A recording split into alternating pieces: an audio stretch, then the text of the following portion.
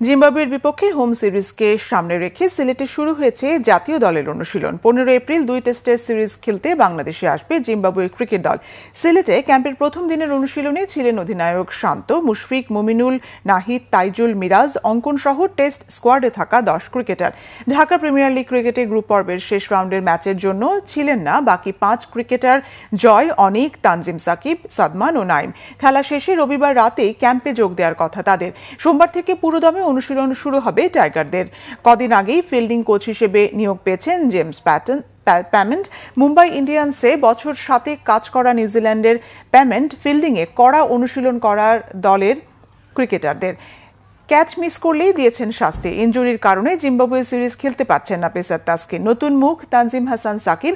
সিলেটে 20 এপ্রিল শুরু হবে প্রথম টেস্ট। চট্টগ্রামে দ্বিতীয় টেস্ট শুরু হবে 28 এপ্রিল থেকে। দীর্ঘ 5 বছর বাংলাদেশে টেস্ট খেলতে আসছে জিম্বাবুয়ে দল। 15 সদস্যের স্কোয়াডে অভিজ্ঞ ক্রিকেটার শুধু অধিনায়ক ক্রেইগ আরভিন ও শন উইলিয়ামসন।